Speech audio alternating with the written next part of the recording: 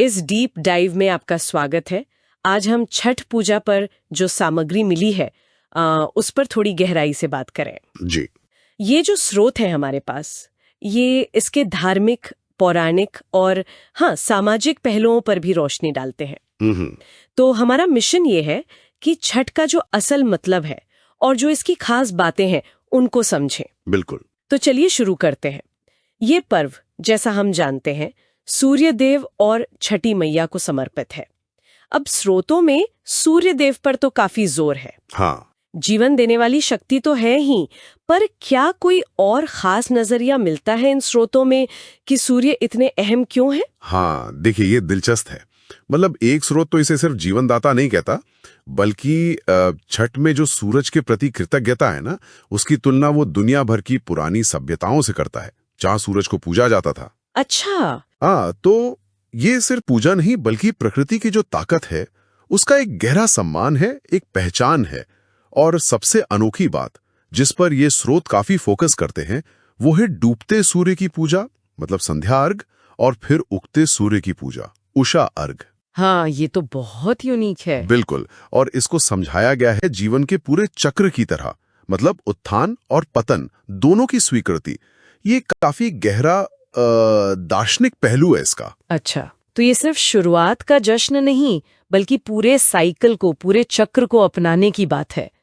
ये तो वाकई एक गहरी सोच है जो शायद हम आमतौर पर मिस कर जाते हैं। सही कहा। और स्रोत ये भी बताते हैं कि व्रती, मतलब जो व्रत रखते हैं, वो इसी समझ के साथ फिर अच्छे स्वास्थ्य, लंबी उम्र और समृद्धि का आशीर्वाद भी मांगते हैं। बिल्कुल बिल्कुल, ये जुड़ाव तो साफ दिखता है। और सूर्य के साथ साथ छठी मैया, जिन्हें देवी षष्ठी भी कहते हैं, उनकी भूमिका भी उतनी ही अहम है। हाँ, छठी मैया। स्रोत उन्हें सिर्फ एक जनरल प्रोटेक्टर नहीं बताते, बल्कि खास तौर पर बच्चों की रक्षा करने वाली देवी, संतान को लंबी उम्र देने वाली देवी। और इसीलिए, जैसा नोट्स में भी है, ज्यादातर महिलाएं ये व्रत मुख्य रूप से अपने बच्चों की सलामती के लिए, उनकी उन्नति के लिए रखती हैं। ये बहुत महत्वपूर्ण पहलू है। और ये व्रत, जैसा आपने कहा, कठिन। सामग्री में तो 36 घंटे के निर्जला व्रत का जिक्र है। हाँ, वो तो है। ये तपस्या, ये किन मूल्यों की ओर इशारा करती है? क्या ये शुद्धि और अनुशासन का मतलब एक चरम रूप है स्रोतों के हिसाब से? हाँ, दोनों ही बातें, और इन पर काफी जोर है। इसे तन और मन दोनों की शुद्धि का तरीका बताया गया है। एक तरह से अटूट आत्मनियंत्रण के जरिए भक्ति दिखाना। और ये जो कठोरता है, ये प्रसाद तक में दिखती है। स्रोतों में जैसे ठेकुआ है, मौसमी फल हैं, इन सब का जिक्र है। सब कुछ बिल्कुल प्राकृतिक और बहुत सावधानी और पवित्रता से बनाया जाता है। अच्छा। तो ये जो प्रकृति से जुड़ाव वाली बात है ना, वो यहाँ और पुख्ता हो जाती है। हाँ, प्रकृति से जुड़ाव और ये अनुशासन, ये तो स्पष्ट है।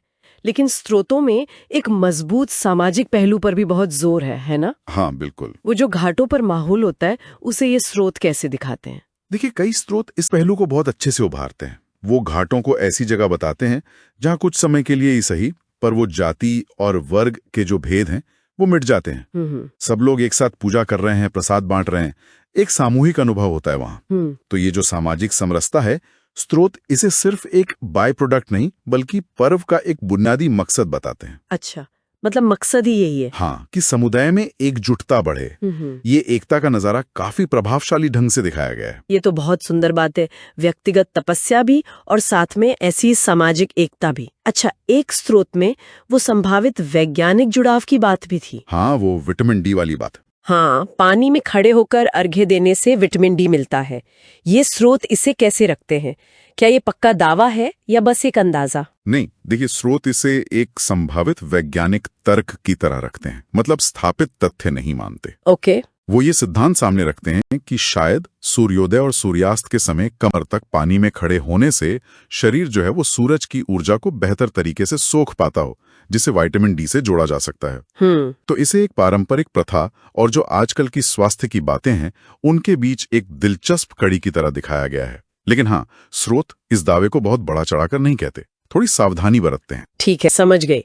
तो अगर हम इन सभी धागों को एक साथ पिरोएं, तो इन स्रोतों से जो तस्वीर उभर रही है वो ये है कि छठ पूजा एक तरह से प्रकृति, खास तौर पर सूर्य, उसके प्रति गहरी कृतज्ञता है। हाँ। फिर संतान के कल्याण के लिए छठी मैया की भक्ति है, बहुत तीव्र व्यक्तिगत अनुशासन है और साथ ही समाज को जोड़ने वाली एक शक्तिशाली ताकत भी। मतलब काफी कुछ है इसमें। आपने एकदम सही सार निकाला। ये सामग्री यही दिखाती है कि कैसे ये पर्व ब्रह्मांडीय यानी सूर्य, दिव्य यानी छठी मैया, व्यक्तिगत यानी स्वास्थ्य और व्रत के जरिए समर्पण, और सामाजिक यानी घाटों पर एकता, इन सबको बड़े सलीके से एक साथ बुनता है। और ये सब कुछ प्रकृति पर आधारित अनुशासित रस्मों के जरिए होता है, जिनका जिक्र इन स्रोतों में है। तो जाते जाते श्रोता के लिए एक विचार छोड़ जाते हैं। इन स्रोतों में प्रकृति से जुड़ाव और अनुशासन पर इतना जोर है, तो क्या छठ के जो ये मूल सिद्धांत हैं वो अपने खास धार्मिक संदर्भ से हटकर भी आज की जो हमारी भागदौड़ भरी जिंदगी है उसमें किसी तरह प्रासंगिक हो सकते हैं या हमें कुछ सिखा सकते हैं? सोचने वाली बात है।